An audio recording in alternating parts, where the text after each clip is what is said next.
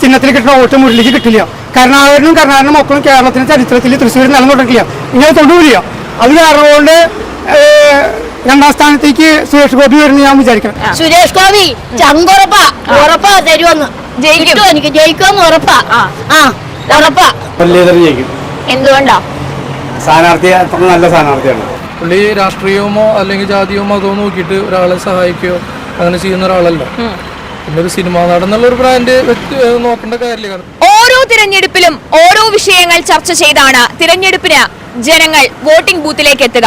ഇത്തവണ തൃശ്ശൂരിലെ ജനങ്ങൾ എന്ത് വിഷയത്തെ ചർച്ച ചെയ്താണ് വോട്ടിംഗ് ബൂത്തിലേക്ക് എത്തുന്നത് എന്ന് നമുക്കൊന്ന് നോക്കാം. ഞങ്ങളിപ്പോൾ നിൽക്കുന്നത് തൃശ്ശൂരാണ്. നമുക്ക് തൃശ്ശൂരിലെ ജനങ്ങളിലേക്ക് ഒന്ന് പോയി വരാം.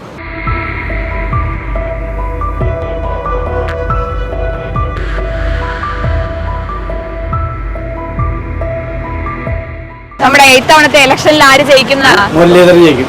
എന്തുകൊണ്ടാ? സ്ഥാനാർത്ഥി അത്ര നല്ല സ്ഥാനാർത്ഥിയാണ്. മുരളീധരൻ അത്ര.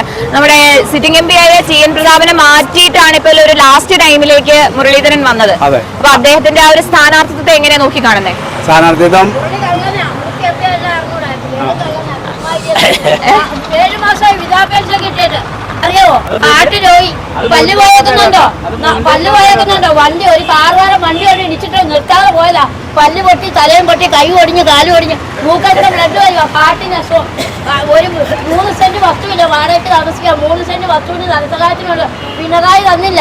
അവന്റെ ആളുകൾ നവകേരളത്തിന് അവിടെ ഇരുന്നു തന്നില്ല. കോൺഗ്രസ്സുകാരെയൊക്കെ കണ്ടു. കോൺഗ്രസ് ഭവനിൽ ചെന്ന് പറഞ്ഞപ്പോ പറഞ്ഞേ ഇപ്പൊ ഭരിക്കുന്നവനോട് പറയാം ഞങ്ങൾക്കത് കൊടുക്കുന്ന പണിയില്ലെന്ന്.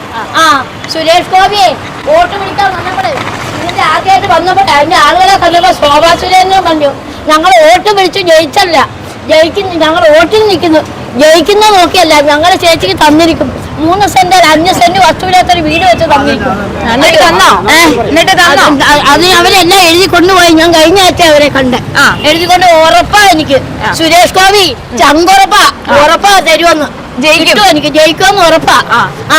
ഉറപ്പാ. തൃശ്ശൂര് പാർലമെന്റ് മണ്ഡലം എന്ന് പറഞ്ഞു കഴിഞ്ഞാൽ 7 നിയോജകമണ്ഡലം എന്താണ് ഇവിടെ VS സുനിൽകുമാർ ജയിക്കും. വേറൊരു കഥയില്ല. കാരണം 7 നിയോജകമണ്ഡലത്തിനും ലീഡ് ചെയ്യുന്ന സ്ഥാനാർത്ഥി സുനിൽകുമാറാണ്. ഇവിടെ തൃശ്ശൂർ നിയോജകമണ്ഡലത്തിൽ മാത്രമാണ് ഇവിടെ സുരേഷ് ഗോപിക്ക് എന്തെങ്കിലും ഒപ്പത്തോടൊപ്പം നിൽക്കാൻ പറ്റുള്ളൂ. ഇവിടെ നിന്നാണ് കടന്നു കഴിഞ്ഞാൽ നാട്ടിക നിയോജകമണ്ഡലം ഉണ്ട്. ഈ നാട്ടിക നിയോജകമണ്ഡലം പറഞ്ഞു കഴിഞ്ഞാൽ ഇടതുപക്ഷത്തിന്റെ കുത്തക സീറ്റാണ്. ഈ സീറ്റില് ഇവിടെ 2 തവണ 3 തവണ MLA ആയിട്ടുള്ള ആളാണ് സുനിൽകുമാർ.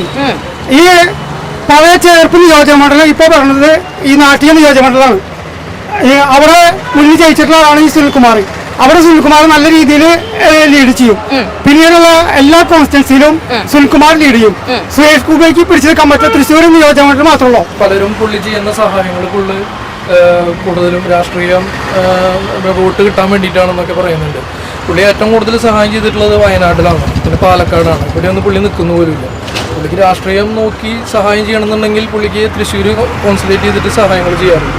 പുള്ളി ഏറ്റവും കൂടുതൽ സഹായം ചെയ്തിട്ടുള്ള വയനാടും പാലക്കാട് പോലുള്ള സ്ഥലങ്ങളാണ്. അപ്പോൾ ആ പറയുന്നതിൽ തീർച്ചയായും നമുക്ക് യോജിക്കാൻ കഴിയില്ല.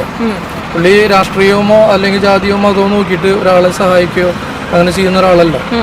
പിന്നെ ഒരു സിനിമാ നടന്നുള്ള ഒരു ബ്രാൻഡ് നോക്കേണ്ട കാര്യമില്ല. കാരണം എന്ന് വെച്ചിട്ടുണ്ടെങ്കിൽ പുള്ളിനെ ഇപ്പോൾ ഏറ്റവും കൂടുതൽ കഴിഞ്ഞ തവണ പുള്ളിയെ മത്സരിച്ചപ്പോൾ എല്ലാവരും ഒരു സിനിമാ താരം എന്നുള്ളൊരു രീതിയിൽ മാത്രമാണ് പുള്ളീനെ കൂടുതൽ അടുത്തറിയാൻ പലർക്കും സാധിച്ചിട്ടുണ്ട്. ഈ 5 വർഷത്തെ ആളുടെ പ്രവർത്തനങ്ങൾ ജനങ്ങൾ നേരിട്ട് വിലയിരുത്തിയതിന് ശേഷമാണ് കൂടുതൽ ജനങ്ങൾ പുള്ളിനെ അടുത്തറിഞ്ഞു. സുനിൽകുമാറിനൊപ്പമാണ് ജനങ്ങൾക്ക് അധികം കൃഷി വകുപ്പ് മന്ത്രിയായിരിക്കുമ്പോൾ കൃഷിക്കാരോടൊപ്പം പാടത്തിറങ്ങി കാർഷിക പ്രവർത്തനങ്ങളിൽ ഏർപ്പെടുന്ന ഒരാളാണ്. ഗ്രൗണ്ട് റിയാലിറ്റീസാണ് അദ്ദേഹത്തെ മറ്റുള്ളവരിൽ നിന്നും വ്യത്യസ്തനാക്കുന്നത്. സാധാരണ ഒരു കർഷക തൊഴിലാളി കുടുംബത്തിൽ ജനിച്ച ജീവിത യാഥാർത്ഥ്യങ്ങളോടൊക്കെ വളരെ പ്രയാസകരമായി സാഹചര്യങ്ങളിലൂടെ കടന്നു വന്ന ഒരാളാണ്. അപ്പോൾ നമ്മുടെ ജനങ്ങളുടെ ആവശ്യങ്ങളും നാടിൻ്റെ ആവശ്യങ്ങളൊക്കെ മനസ്സിലാക്കാൻ പറ്റും. ഏറ്റവും പാവപ്പെട്ട നിലയിൽ നിന്ന് വരുന്ന ആളുകൾക്ക് കൂടുതൽ മനസ്സിലാവും.